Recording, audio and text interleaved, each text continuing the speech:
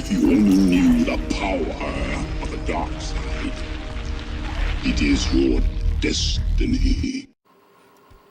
Hello everyone, it is June 1st, 2014, and this is Take the Gate, and I am looking at an article from McClatchy, Washington Bureau, written by Michael Doyle. And the Supreme Court in California has declared that the search of a California driver's car based on an anonymous tip is upheld. Anyone can call in an anonymous tip, like the NSA, the FBI, the federal government, Department of Homeland Security in California, and pull you over based on the anonymous tip. This closely divided Supreme Court on the Tuesday when this result was reached in a 5-4 split.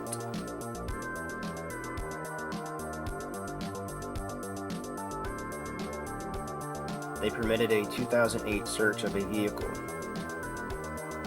and they were alerted to a call about a reckless driver, which the California Highway Patrol pulled over this person somewhere in Mendocino County.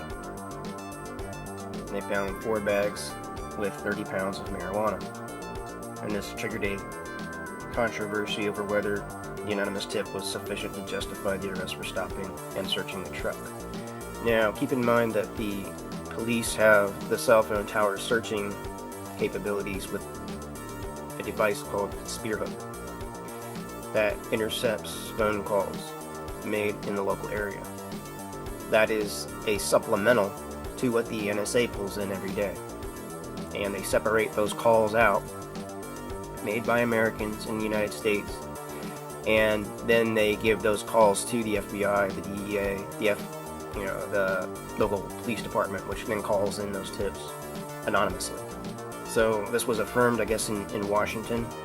Being affirmed in Washington, it says conservative Justice Antonin Scalia, who often allies himself with Thomas and joined the other 3 dissenters. To prevent and detect murder, we do not allow searches without probable cause or targeted stops without reasonable suspicion. We do not do so for drunken driving either. Thomas said that we firmly reject the argument that based on reasonable cause for an investigative stop can only be based on the officer's personal observation rather than informational supplied by another person. Clarence Thomas wrote for the majority. Thomas, in the majority court opinion, reasoned that the indicia of reliability was sufficient to provide the police with reasonable suspicion about the driver to justify a stop. Anonymous tips have caused problems in past Supreme Court cases. In 2000, a case out of Florida was ruled wrong to search a teenager at a bus stop solely based on an anonymous tip, and that he was carrying a gun, and they could not confirm the informant's reliability. So this could even go so far as swatting the individual that has called in the anonymous tip, or vice versa, to get back at somebody for revenge. Now I'm going to take you to another story out of the Supreme Court. The Supreme Court now upholds that police can shoot any fleeing vehicle and kill them and the driver and the passengers inside the vehicle. So this is on LA Times, and it's written by David G. Savage. And it says that the police may use deadly force to shoot and kill any motorist who leads them on a reckless high-speed chase. All they have to do is say, "I'm afraid my life is in danger," and the use of force is excessive anymore. It is pretty much supported by the state, so they can kill you without a second thought. Samuel A. Alito Jr. said that the officers were justified in shooting a motorist because he continued to maneuver his car after he had been temporarily stopped by a squad car. As the motorist, Donald Rickard, tried to drive away, police fired 15 shots in all, killing him and the passenger. So, what we have here is shoot first, think, question, and manufacture results later.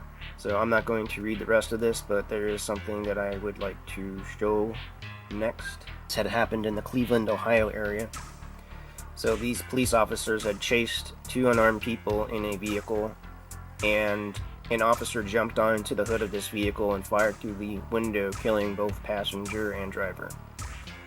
And as you can see, they were charged for the deadly shooting and will likely be set free to kill again. The two involved, which I did report on at the time, if I remember correctly, Timothy Russell, shot 23 times, and the passenger, Melissa Williams, shot 24 times. And this involved more than 100 officers that arrived at the scene, all drawing their weapons and shooting at this vehicle, and some of these officers even shooting and injuring themselves and their fellow partners. So why is it related to the other story with the Supreme Court? Because both involved car chases and could have been solved without the use of deadly force. My next story that I wanted to cover is the hidden compartment story out of Ohio. This was back in February. So this is on Reason.com, and it's by John K. Ross.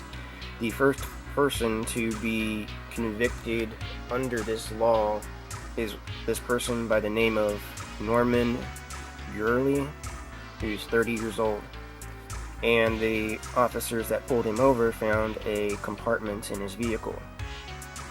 And Ohio statute knowingly makes it a crime to operate a vehicle with a hidden compartment. So he's likely the first person to be charged or sentenced under this law.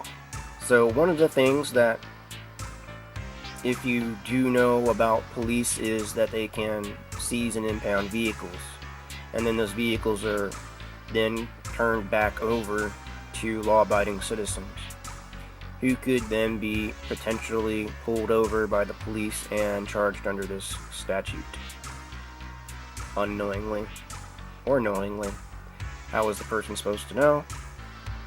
Well, they could claim that the vehicle didn't have a hidden compartment when the police sold it, and it has a hidden compartment now. But other than that, I don't really see how that is a wise decision. How is this a wise decision to charge people when they're selling these seized drug vehicles? So the civil asset forfeiture under the police, they are not obligated to return the vehicles. They will just sell them outright to the general public, and then they are rearrested if another secret compartment is found in the vehicle, but they can make that up. And it says this case was very different because he was driving a friend's car, and the grand jury may not have been convinced that both he had knowledge of that compartment and that he intended to use it for purposes like smuggling. In Cleveland again, we have the Supreme Court of Ohio claiming that this curfew is constitutional and as an ordinance for a public square. We have 3CDC in Cincinnati. This is Cleveland. And the 6-1 ruling held that the ordinance did not violate rights of free speech and assembly in the U.S., as two women who participated in Occupy Cleveland alleged. This ordinance prohibits people from staying in the public square overnight without a permit. The Justice Judith Ann Lanzinger and wrote the ordinance, and it required people to get a permit from the city on the grounds between 10 and 5 a.m.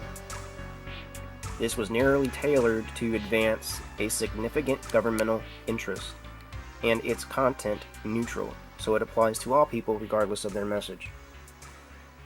This case arose out of the 2011 arrests of 11 people taking place in Occupy Cleveland protests on October 21st, 2011 in Public Square. They were arrested near the statue of the former mayor Tom Johnson, a symbol of free speech. Among those arrested were Aaron McCardle and Latrice Tolles. Each pled no contest and were fined. This is to force protesters out of the street by curfew ordinance between the hours of 10 and 5 p.m. The protesters had unrestricted access to sidewalks adjacent to the public square, had 17 hours in which they could have been in the square without a permit. The ordinance permits alternative channels of communications. Justice Paul E. Pfeiffer dissented. In his view, the city's law is unconstitutional because it narrowly crafted to further government interest. So, as you can see, which I said before in my judicial smoke signals of judicial capture for Ohio, these judges are all in cahoots together, in my opinion. Justice Maureen O'Connor, Justice Terrence O'Donnell, Sharon L. Kennedy, Justice Judith L. French, and William M. O'Neill. I would not vote for these justices in the future.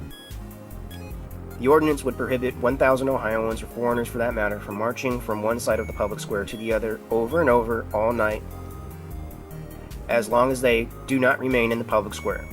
How can an ordinance that prohibits one person from remaining in the public square be considered narrowly tailored to serve a significant government interest, when the same ordinance that allows 1,000 people or 100 people or one person to walk back and forth through the night in the park all night long? It defies logic.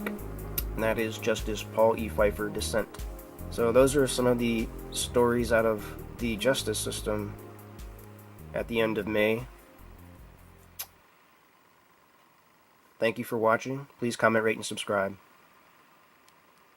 This is Take the Gate, signing out.